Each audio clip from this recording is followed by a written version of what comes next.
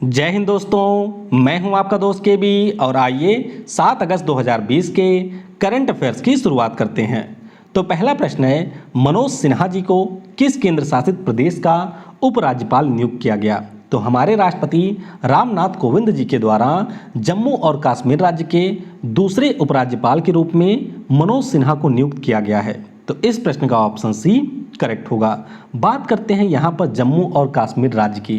तो आपको याद रखना है कि पिछले वर्ष 5 अगस्त 2019 को जम्मू कश्मीर राज्य से आर्टिकल 370 और 35A हटाए जाने की घोषणा हुई थी, यानी कि इस वर्ष 5 अगस्त को इसकी पहली वर्षगांठ थी और 5 अगस्त के दिन ही गिरीश चंद्र मुर्मू ने अपने पद से इस्तीफा दे दिया था।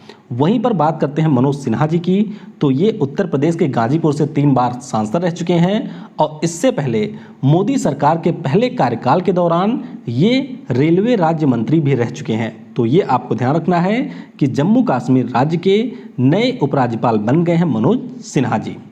अगला प्रश्न है, सेबी के अध्यक्ष अजय त्यागी जी को कितने माह का कार्यकाल विस्तार दिया गया? तो आपको याद होगा, इनके बारे में हम लोगों ने पहले भी डिस्कस किया था कि इन्हें 3 माह का कार्यकाल विस्तार 2 बार दिया जा चुका है। तो अब भारत सरकार के द्वारा इन्हें सीधे 18 माह के कार्यकाल विस्तार को मंजूरी दी गई है।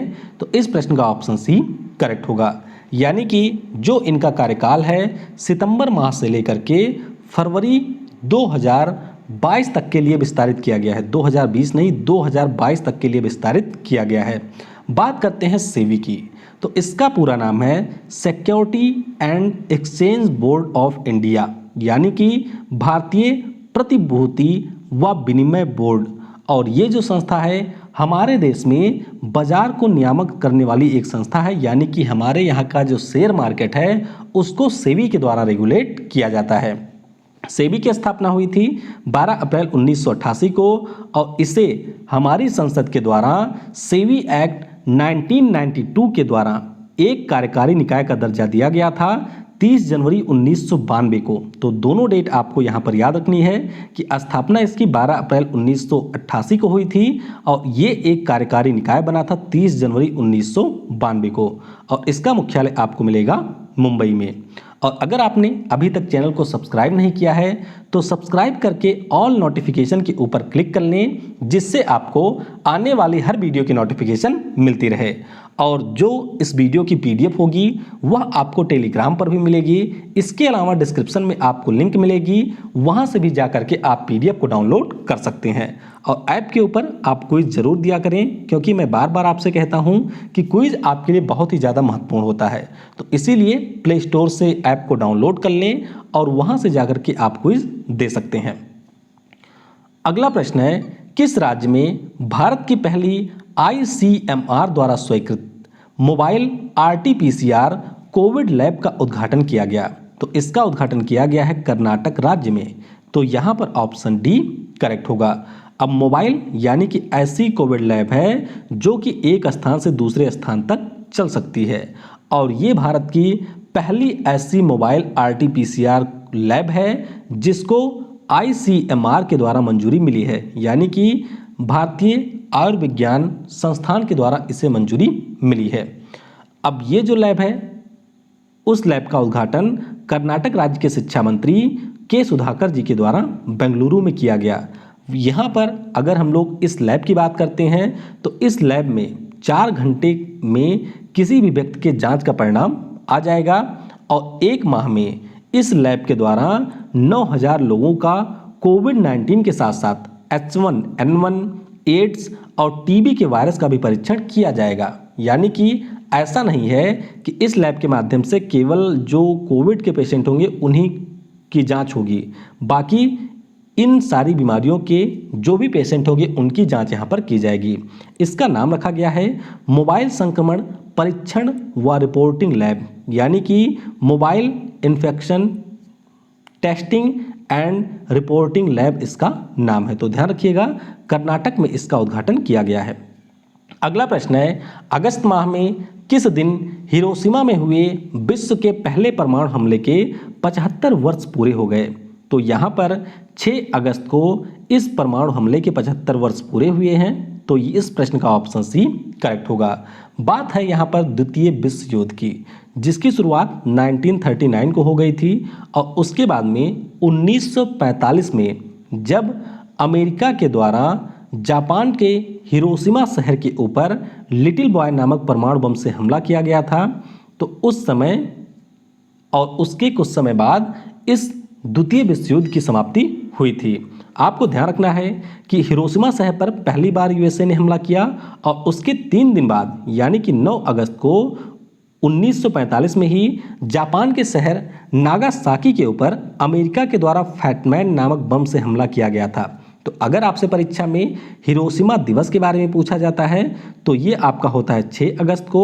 अगर आपसे नागासाकी दिवस के बारे में पूछा जाता है तो ये आपका है 9 अगस्त को। दोनों में जिस परमाणु बम का यूज किया गया था उसका नाम भी आपको ध्यान रखना है। तो हिरोशिमा में जो परमाणु बम गिराया गया था उसका नाम है लिटिल बॉय, और जापान के नागासाकी शहर में जो परमाणु बम गिराया गया था उसका नाम है फैटमैन। तो ये आप देख सकते हैं उस समय का एक दृश्य है। किस राज्य की सरकार ने शहीद महेंद्र कर्मा तेंदुपत्ता संघर्ष समाज सुरक्षा योजना की शुरुआत की? तो इसकी शुरुआत की है छत्तीसगढ़ राज्य की सरकार ने। तो यहाँ पर ऑप्शन डी करेक्ट होगा। तो इस समय छत्तीसगढ़ राज्य के सीएम है भूपेश बघेल जी। तो इन्हीं के द्वारा जो भी तेंदुपत्ता के संग्राहक रजिस्टर्ड व्यक्ति हैं उनके लिए इस योजना की शुरुआत की गई है। और यहाँ पर आप नाम देख सकते हैं शहीद महेंद्र कर्मा का। तो शहीद महेंद्र वर्मा की बात करते हैं तो ये कांग्रेस के एक नेता थे और इन्हीं की जयंती के अवसर पर इस योजना की शुरुआत की गई है। यहाँ पर आप देख सकते हैं तेंदू का जो पत्ता होता है ये पान के पत्ते के समान ही होता है, और जो आप लोग बीड़ी पीते हैं उस बीड़ी में इसी तेंदू के पत्ते का निर्माण किया जाता है। बीड़ी आपने देखा होगा कि उसके भीतर जो आपकी टोबैको भरी होती है तो वो जो पत्ता ऊपर वाला होता है वो होता है तेंदू का पत्ता।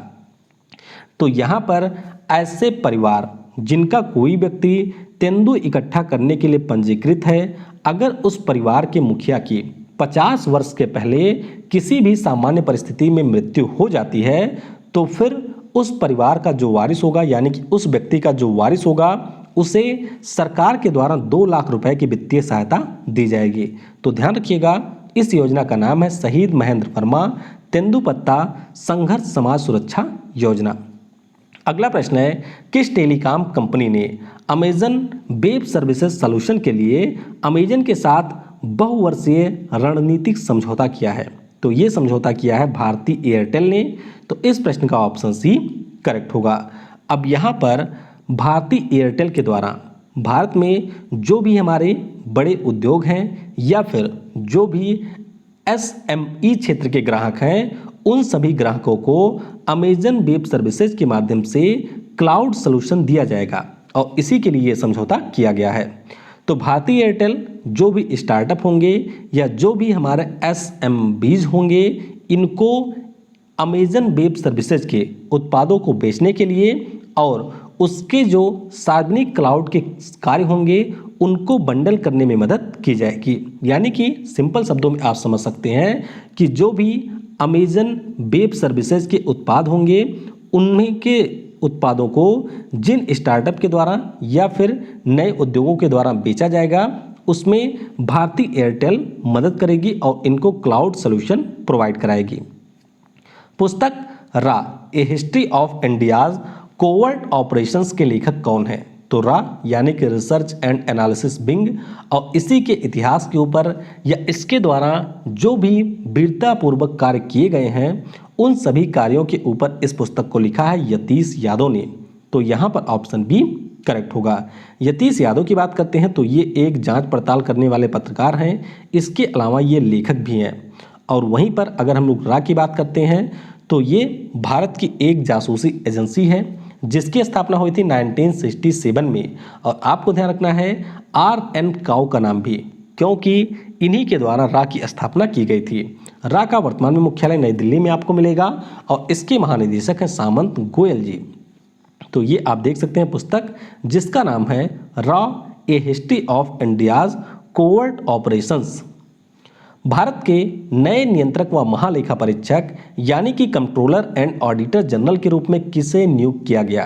तो अभी हम लोगों ने पहले प्रश्न में पढ़ा था कि गिरीश चंद्र मुर्मू जी ने जम्मू और कश्मीर के उपराज्यपाल के पद से इस्तीफा दे दिया। तो अब इन्हीं की नियुक्ति हुई है भारत के नए कंट्रोलर एंड ऑडिटर जनरल के रूप में। तो इस प्रश्न का ऑप्शन ए करेक्ट होगा। आपको यह ध्यान रखना है कि जो हमारे यहाँ पर कंट्रोलर एंड ऑडिटर जनरल का पद है ये एक संवैधानिक पद है, यानी कि आर्टिकल 148 में इसके बारे में बताया गया है और राष्ट्रपति महोदय के द्वारा किसी भी व्यक्ति को 6 वर्ष या 65 वर्ष की आयु तक के लिए इसकी नियुक्ति यहाँ पर की जाती है। तो ये भी आपको ध्यान रखना है। और गिरीश चंद्र मुर्मू जी की बात करते हैं तो ये हमारे 14वें महालेखा नियंत्रक बने हैं। भारत के पहले कौन थे? तो पहले थे बी नरहरि राव जी, इनका नाम भी आपको ध्यान रखना है। बात करते हैं नियंत्रक और महालेखा परीक्षक की, तो आपको ये ध्यान रखना है कि इनका मुख्य रूप से कार्य होता है कि जो हमारी केंद्र की सरकार है या फिर राज्यों की सरकार है उन्हें कितना प्राप्त हुआ या फिर कितना उनका खर्च रहा, एक्सपेंडिचर रहा, उन सभी का ऑडिट कैग के द्वारा किया जाता है। कई बार आप न्यूज़ में सुनते होंगे कि कैग की ये रिपोर्ट आई है। तो ये सारे जो ऑडिट के काम होते हैं वह कंट्रोलर एंड ऑडिटर जनरल के द्वारा किए जाते हैं। अगला प्रश्न है मुथोन फिल्म, जिसे न्यूयॉर्क इंडियन फिल्म फेस्टिवल में सर्वश्रेष्ठ फिल्म के रूप में पुरस्कृत किया गया, किस भाषा की फिल्म है? तो ये फिल्म है मलयालम भाषा की। तो यहाँ पर ऑप्शन सी करेक्ट होगा। तो 20वां New York Indian film festival virtually आयोजित किया गया और यहाँ पर जो हमारी मलयालम भाषा की मुथोन फिल्म है इसे बेस्ट फिल्म का अवार्ड मिला और सनराइज नाम की एक फिल्म है जिसे बेस्ट फीचर डॉक्यूमेंट्री की श्रेणी में पुरस्कृत किया गया है। कुछ अन्य पुरस्कार हैं, इनके बारे में भी आप थोड़ा सा ध्यान रख सकते हैं। बेस्ट डॉक्यूमेंट्री का पुरस्कार मिला है टेलिंग पॉन्ड को, बेस्ट एक्ट्रेस का पुरस्कार मिला है गार्गी अनंथम को इनकी फिल्म रन कल्याणी के लिए, और बेस्ट निर्देशक का पुरस्कार मिला है आंचल मिश्रा को गमक घर नाम की एक फिल्म है इसके लिए। तो ध्यान रखिएगा मुथोन और सनराइज फिल्म का नाम इस प्रश्न से। अगला प्रश्न है किस राज्य की सरकार ने महिला व किशोरी सम्मान योजना, इसके अलावा मुख्यमंत्री दूध उपहार योजना की शुरुआत की? तो इसकी शुरुआत की है हरियाणा राज्य की सरकार ने। तो यहाँ पर ऑप्शन डी करेक्ट होगा। तो हरियाणा के इस समय सीएम है मनोहर लाल खट्टर जी। तो मनोहर लाल खट्टर जी के द्वारा बेटी पढ़ाओ और बेटी बचाओ अभियान के अंतर्गत यहाँ पर 256 करोड़ रुपए से इन दोनों योजनाओं की शुरुआत की गई है। पहली योजना है महिला व किशोरी सम्मान योजना। तो इस योजना में क्या होगा? तो इस योजना के अंतर्गत जो भी बिलो पॉवर्टी लाइन यानी कि गरीबी रेखा के नीचे जीवन यापन करने वाली किशोरियां हैं या फिर महिलाएं हैं उनको 1 वर्ष के लिए मुफ्त सैनिटरी नैपकिन दी जाएगी। तो प्रत्येक माह इनको इस प्रकार से एक 6 सैनिटरी नैपकिन का एक पैकेट होगा जो कि इनको वितरित किया जाएगा। वहीं पर अगर हम बात करते हैं मुख्यमंत्री दूध उपहार योजना की, तो इस योजना के अंतर्गत जो भी महिलाएं हैं या जो भी छोटे बच्चे हैं उनको फ्लेवर्ड स्किम्ड मिल्क पाउडर का वितरण किया जाएगा। तो ध्यान रखिएगा ये दोनों जो योजनाएं हैं यानी कि महिला और किशोरी सम्मान योजना, इसके अलावा मुख्यमंत्री दूध उपहार योजना, इनकी शुरुआत की है हरियाणा राज्य की सरकार ने। अगला प्रश्न है भारत ने किस देश के लिए $18 मिलियन के लाइन ऑफ क्रेडिट का विस्तार किया? तो ये विस्तार इन्होंने किया है मालदीव के लिए। तो इस प्रश्न का ऑप्शन ए करेक्ट होगा। दरअसल मालदीव में एक मछली पकड़ने वाली कंपनी है जिसका नाम है मालदीव औद्योगिक मत्स्य कंपनी। तो इस कंपनी के मछली पकड़ने की जो भी सुविधाएं हैं इनमें विस्तार के लिए भारत सरकार के द्वारा इस $18 मिलियन के लाइन ऑफ क्रेडिट को मंजूरी दी गई है। हालांकि इससे पहले भारत सरकार के द्वारा मालदीव को 20 वर्ष के लिए $800 मिलियन के लाइन ऑफ क्रेडिट को जारी किया जा चुका है। लाइन ऑफ क्रेडिट ये एक प्रकार का कर्ज होता है, लेकिन इसकी खास बात क्या है? इसकी खास बात ये होती है कि मान लीजिए भारत ने किसी देश को 100 रुपये का लाइन ऑफ क्रेडिट दे दिया है, तो अब इस पार्टिकुलर देश के द्वारा जिसको ये 100 रुपये मिले हैं उसके द्वारा इस पैसे से जितनी धनराशि खर्च की जाएगी उसको केवल उसी के ऊपर ब्याज देना होगा। यानी कि जो पैसा उसने रखा हुआ है उस पैसे पर उसको किसी प्रकार का ब्याज नहीं देना होगा। तो ये आपकी होती है लाइन ऑफ क्रेडिट। बात करते हैं मालदीव की, तो इसकी राजधानी आपको माले में मिलेगी और इब्राहिम मोहम्मद सालेह वर्तमान में यहाँ के राष्ट्रपति हैं। अगला प्रश्न है, शिवाजी राव पाटिल जिनका हाल ही में निधन हुआ किस राज्य के पूर्व मुख्यमंत्री थे? तो शिवाजी राव पाटिल ये पूर्व मुख्यमंत्री रह चुके हैं महाराष्ट्र के। तो इस प्रश्न का ऑप्शन बी करेक्ट होगा। कांग्रेस के वरिष्ठ नेता थे और जून 1985 से लेकर के मार्च 1986 के बीच में ये महाराष्ट्र के सीएम रह चुके हैं। तो अभी हाल ही में कोविड-19 के कारण इनका निधन हुआ है। आखिरी प्रश्न है, राम प्रधान जिनका हाल ही में निधन हुआ किस राज्य के पूर्व राज्यपाल थे? तो ये पूर्व राज्यपाल थे अरुणाचल प्रदेश के। तो यहाँ पर ऑप्शन डी करेक्ट होगा। दरअसल ये भारत के पूर्व गृह सचिव भी रह चुके हैं और 1987 से लेकर के 1990 तक अरुणाचल प्रदेश के ये दूसरे गवर्नर भी रह चुके हैं। तो ये आपको ध्यान रखना है। इसके अलावा जो मिजो अकॉर्ड हुआ था, इसके अलावा जो असम अकॉर्ड हुआ था, उन समझौतों में भी इनका एक अहम योगदान था। तो ध्यान रखिएगा। अब इनका निधन हो गया है। वर्तमान में अरुणाचल के गवर्नर कौन है? तो बीडी मिश्रा इस समय यहाँ के गवर्नर हैं। आइए कल के प्रश्नों का उत्तर जान लेते हैं। किस राज्य की सरकार के द्वारा त्रिभाषा फार्मूले को लागू करने से इनकार किया गया? यानी कि केंद्र सरकार के द्वारा जो नई शिक्षा नीति में त्रिभाषा फार्मूले की घोषणा की गई थी, उसको लागू करने से यहाँ पर इनकार कर दिया है तमिलनाडु की सरकार ने। और तमिलनाडु की सरकार ने ये कहा है कि हमारे यहाँ पर जो अभी तक द्विभाषा का सिस्टम चलता आ रहा है, उसी को हम लोग यहाँ पर लागू करेंगे। नेशनल एजुकेशन पॉलिसी 2020 के अंतर्गत जिस कोर्स के समाप्ति की घोषणा की गई है वो आपका है एमफिल। कई लोगों ने 10+2 लिखा था, तो ध्यान रखिएगा 10+2 प्रणाली थी, ये कोई कोर्स नहीं था। तो यहाँ पर एमफिल के समाप्ति की घोषणा की गई है। आकाशवाणी समाचार के नए महानिदेशक कौन बने हैं? तो ये बन गए हैं जयदीप भटनागर। कोविड-19 के कवरेज के लिए प्रेम भाटिया पुरस्कार किसे मिला? तो ये पुरस्कार मिला है दीपांकर घोष को।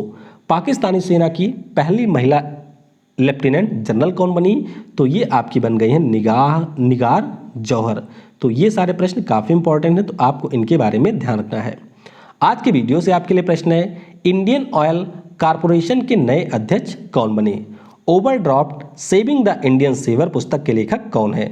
एशिया का जो सबसे बड़ा Rewa ultra mega solar plant बना है, इसकी क्षमता कितनी है? यानी कि एशिया की ये सबसे बड़ी सोलर प्लांट है, तो इसकी क्षमता कितनी है ये आपको बताना है।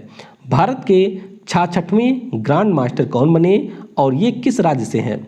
प्रत्येक वर्ष विश्व जनसंख्या दिवस यानी कि वर्ल्ड पॉपुलेशन डे कब मनाया जाता है? तो इस दिवस कब मनाया जाता है ये आपको नीचे बताना है। तो वीडियो को आपने समय दिया उसके लिए आप सभी को बहुत बहुत धन्यवाद। Thanks for watching. जय हिंद, जय भारत और सबसे जरूरी, पढ़ेगा भारत तो बढ़ेगा भारत।